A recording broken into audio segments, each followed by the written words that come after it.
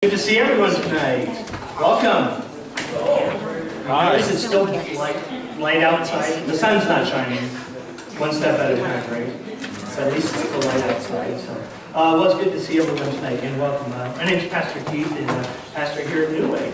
And just in case you were wondering, let's see. Last week, a lot of people would ask me, what is the average age of our congregation? So I asked you to write down the numbers, and we added them up.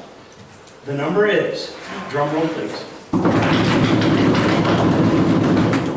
35. 35, yeah. What's that?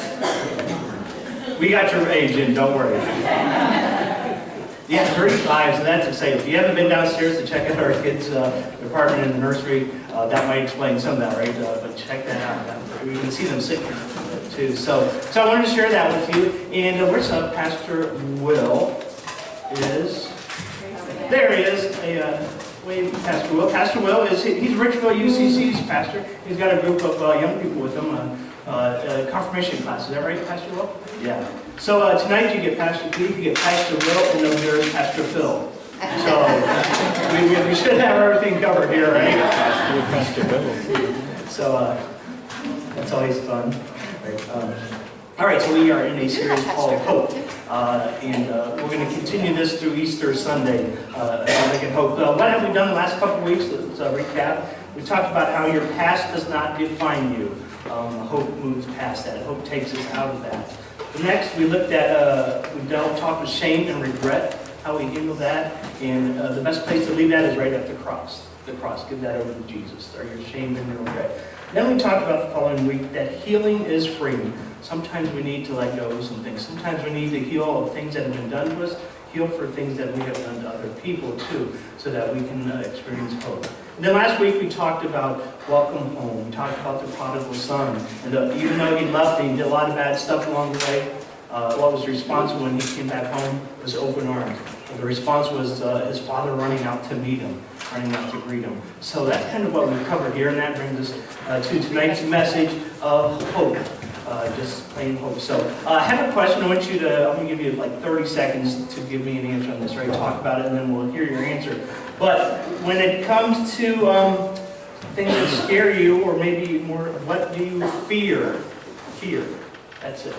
What do you fear? That's what I'm looking for, right? I'll give you 30 seconds. Talk about that at your table. I want to hear some answers. What do you fear?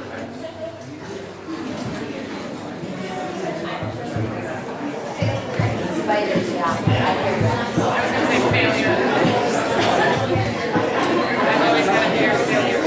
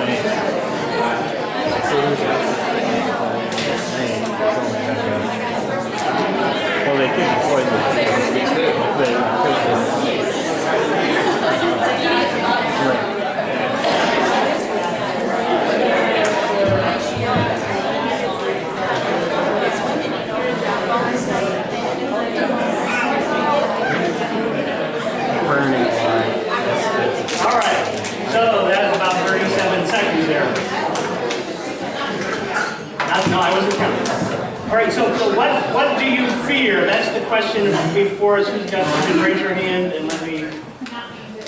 Not being good enough. Tarantulas. Others, there's one. Doors I cannot unlock. Doors you cannot unlock. Okay. That's all right. Others, you're scratching your head, Karen. That counts as raising your hand. Heights. Anybody with her on the heights? All right. Getting lost. Getting lost. All right. Amanda, did you have your? Just failure. Failure. Okay. Somewhere I heard that somebody's afraid of Jordan. Somebody's afraid of Jordan. I heard that somewhere. Oh, okay. It's pretty scary, actually. All right, one more. Yes? Fear of not seeing children. Fear of not seeing your children. Yeah, for sure. Now, psychologists have done studies on this, and they say everyone's born with two fears.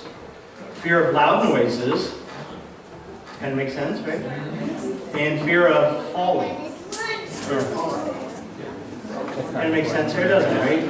So what do you fear? Fear of loud noises, yeah. So, as we look at what our fears are, fear keeps us from hope. Fear is kind of that anchor that drags behind us and reminds us, are you sure you want to talk with that person? Are you sure you want to go there? Nope. Remember what happened last time? Are you sure you want to go back to church? Remember all those things, the fear is in our head, is what keeps us from getting and enjoying a life of hope. It's a thing that constantly reminds us. I have a fear I wanted to share a story with, but before you do, it's a story of passing out. And before passing out, it has a couple different connotations. These pictures are not the type of passing out that I am worried about. Like this one here.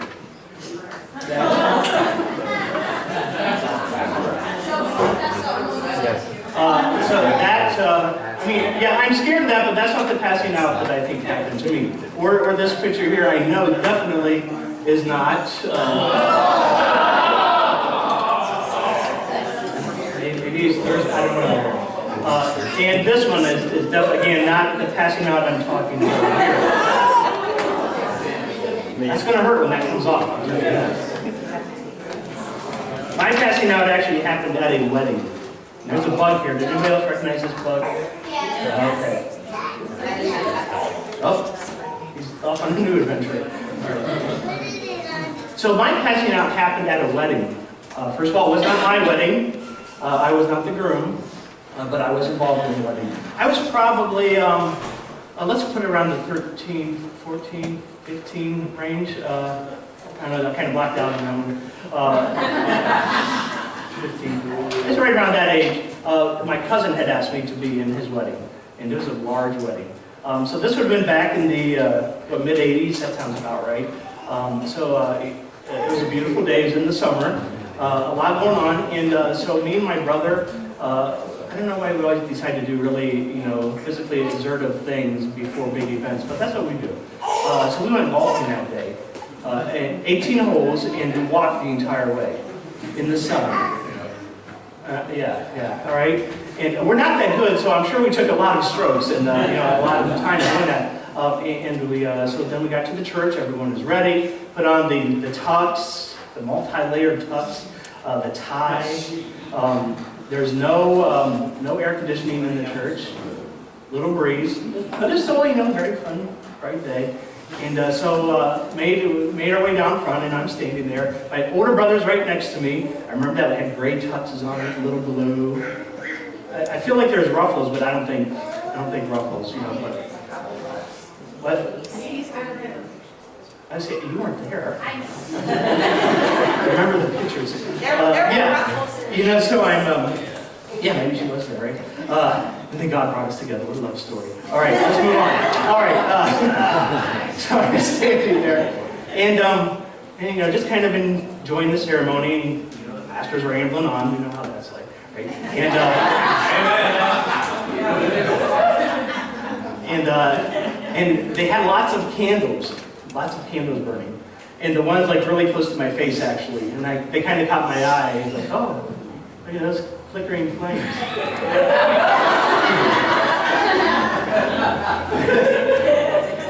And then I'm like, I don't feel good. My brother's like, what? I don't feel. I was out. Next thing I remember, waking up. Although I think I could have slept for quite a while. So I was physically tired, and exhausted. And so I woke up, my mother cramming salt, what are those things? Smelling salts up my nose. Not just, hey, wake up, honey. It's like, And I'm like, oh, that's refreshing. So I sat there for the rest of the wedding, and then they got up and walked out with the party and stuff. I honestly don't remember anything else from that night. What did you take me home, or did we stay? What happened there? We stayed. Did I stay? Okay, well, that's good. Did I have a good time? I don't remember anything, but passing out. Now, I have a fear of passing out. Yeah. That happened so many years ago, but there are still situations where I just feel like I'm going to pass out. And I don't wear ties a whole lot because I attribute the tie probably cut off my oxygen circulation. Am I right? Right? And then, I feel like moose. you know, the tuxes and the hotness and all that stuff. But you see that fear I had, how many, 30 years ago, right? Still, I never passed out since then. Never, not once. But it's still in my head. You see, fear kind of locks its grip on us, right? So fear keeps us from trusting God and living a life of hope with it there. So even though that happened so many years ago, it's still on my mind. And the funny thing is, yeah, I've never passed out since. But you know, fear reminds us, it says, don't do it because you'll be hurt again. That's what fear does. That's how fear keeps us from this life of hope. It's constantly reminding us, you don't want to go there, you don't want to do this, don't do it. But see, one of the fears that we deal with for sure, especially in faith, is the fear of the unknown. How many people are not fans of surprises? Oh, most of you are. Good. Okay, that's good to know. Right? But fear of the unknown. We don't know what's going to happen. We don't know. If we try this new thing, we're not sure what's on the other side, right? The fear of the unknown is something that we just struggle with. You know, kind of that idea of, we've always done it this way before because it's comfortable. We know it. We know the results. We know what's going to happen. And in many facets of life, we get kind of stuck in that fear of, oh, if we go this way or take another direction, kind of worries us. But you see what happens when that is, fear grips us like that. We choose to live in the past, right? We choose to do that. So that's something we have to work on, is to how to let go of that fear and be excited about trying something new. Or say, you know what? Yes, I was hurt before. That was 30 years ago. I fainted 30 years ago. You know, something is going to be, that was a long time ago. Sure, it feels like yesterday to me. Sure, you know, those sensations come back to me. But fear is when we choose to live in the past. So, looking at Exodus chapter 16, we kind of see this idea of living in the past here. We'll pick it up right here. In the desert, the whole community grumbled against Moses and Aaron. So Moses was leading them out of slavery. The Israelites said to them, if only we had died by the Lord's hand in Egypt. So they're saying, if only we had still been slaves and died there, that would have been better than what we're going through now, the past. There we sat around pots of meat and ate all the food we wanted, but you have brought us into the hills, into this desert to starve this entire assembly to death. So talk about the fear of the unknown, right? They were so used to life in this way, so used to the life of slavery. And now here they are free, and they're heading out towards freedom, but they're stuck in remember the good old days when we sat around and ate meat, and we did everything they said, remember those days? They were stuck in the fear. See, most of us hate that feeling of not knowing what's next.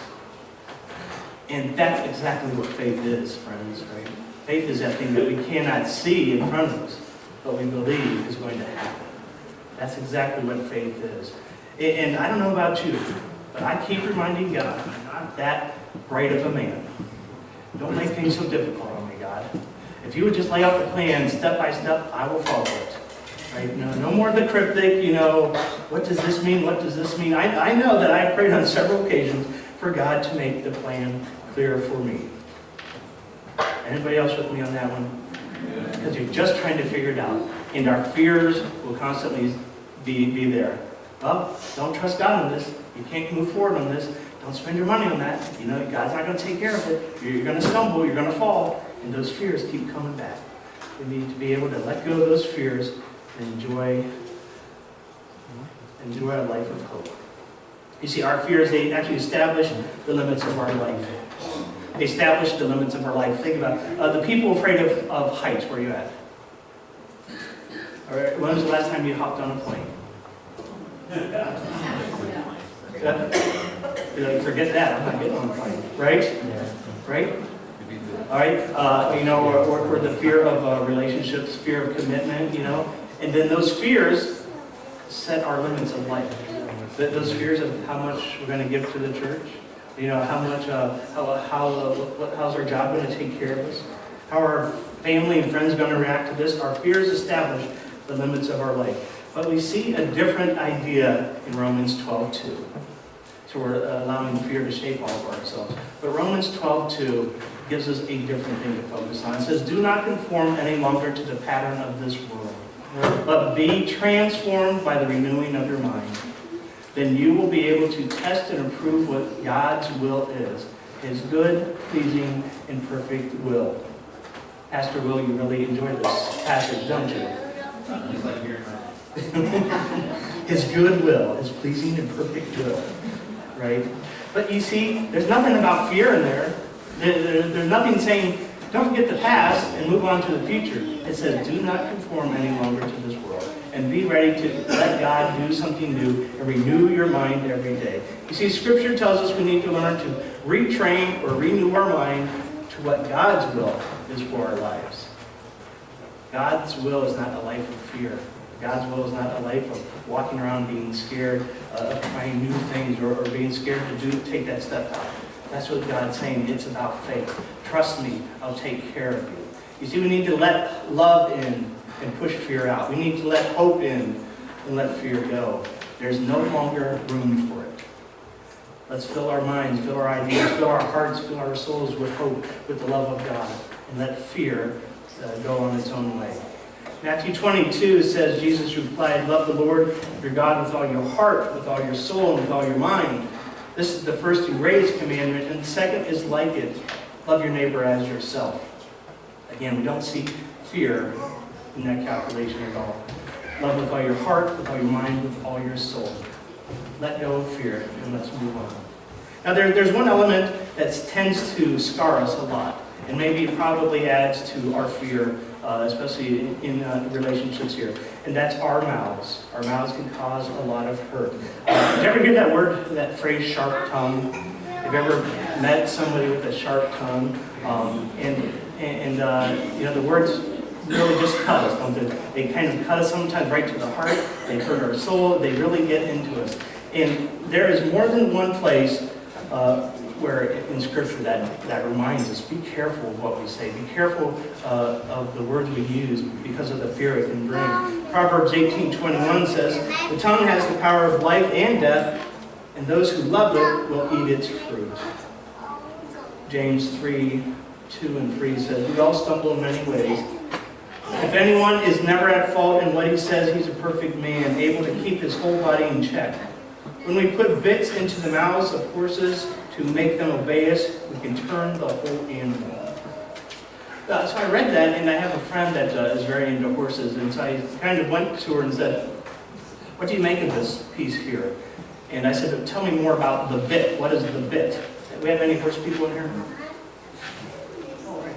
Horse people? Okay, good. So you know what a bit is, and this is what she gave me. This is the bit. This thing right here. This goes over the horse's, like here's his ears, and you see that? Then this goes in the horse's mouth. Like that, is that right? Or like that?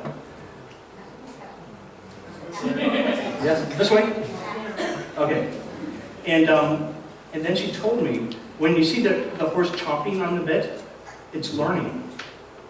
It's learning. And then I was like, so does that phrase, chomping at the bit, for people, does that mean we're learning? Or, I mean, we say that. Is that where that came from? But this is it. If you want to control, Danny, how much does a horse weigh? 1,000 pounds? 2,000 pounds? About 2,000?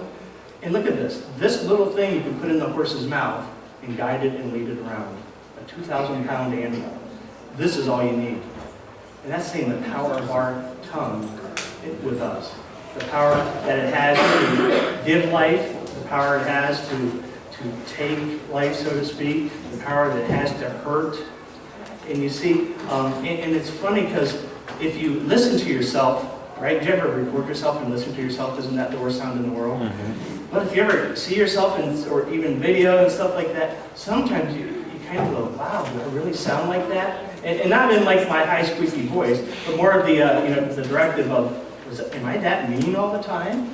Am I that, demanding or that cutting all the time? And you see, it kind of comes down to our heart. If we have a mouth problem, we have a heart problem. And think about this, reflect on this in your life. The words that come out of your mouth are representative of what's in your heart. So if you have a sour language, a sour disposition towards people, is there something going on in your heart? If you have hateful language coming out, is there something going on in your heart that you need to take care of? But understand that those two are connected there. So when we come to hurting people in fears, our mouths and our language are very strong. So we need to retrain our brain to think before we speak, and speak with kindness, love, and encouragement. Ephesians 4:29 reminds us, says, do not let any unwholesome talk come out of your mouths, but only what is helpful for building others up according to their needs, and that it may benefit those who listen. I love that. Encouraging words, building each other up. So many people have a fear of church, a fear of God, a fear of a relationship with Jesus, and we can use our words to help heal, to help invite, to help calm fears, so that we're no longer living in fear, but they can come into a new life with Jesus, a new hope with Jesus, and experience a life that they probably never even knew existed because they're so anchored into their fears.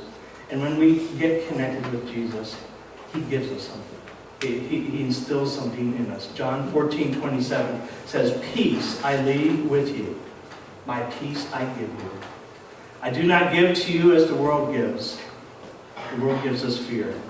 The world gives us, don't do it, don't try it, forget it. But Jesus says, peace I give you. I give you that. Do not let your hearts be troubled, and do not be afraid.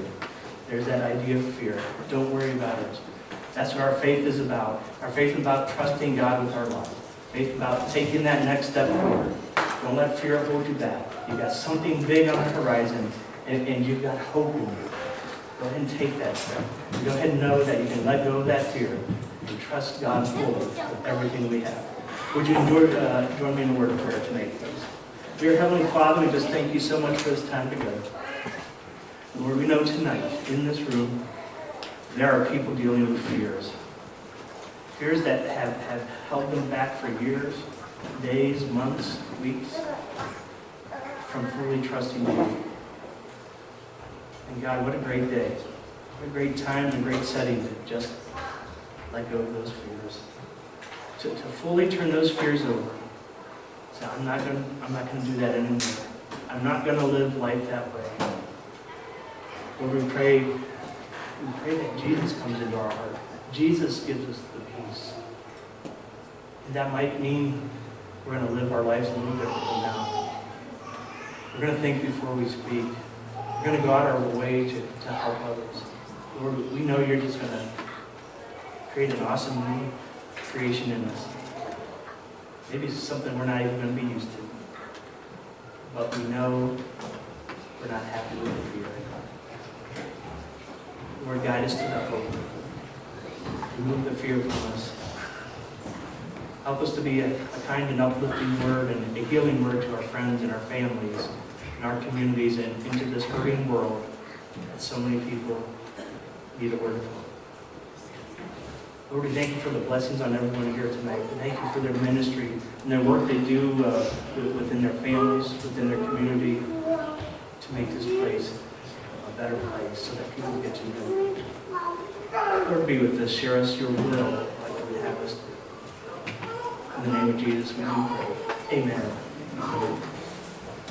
Our next act of worship is our offering time. I'll go over that before the kids get singing here. But for our offering, we have a round brown basket on every table. If you put in your blue check-in card in there, and then pass that basket around for offering. When you're done, let's make sure the kids are done singing, then we can bring that up and set it across the stage here. But how about give this good-looking group of kids a big warm welcome up here right on the stage.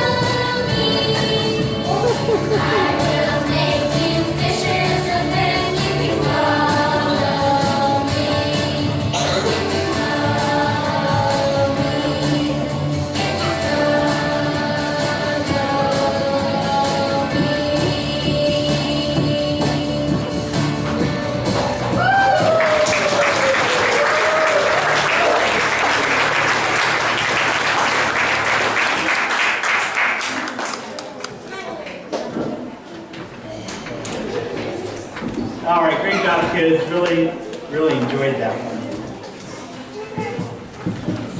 Good job. Good job. Hey, I was excited to announce, we found out several weeks ago that Matt and Kristen, this is Matt and his wife Kristen, are expecting, and that's really cool. When's the big due date? August 8th. My birthday's August 10th. But, Matt, did you notice anything about the background behind you today? Well, that background, and this background. Little pink up there. We got a little pink up there. They're having a baby girl, aren't they?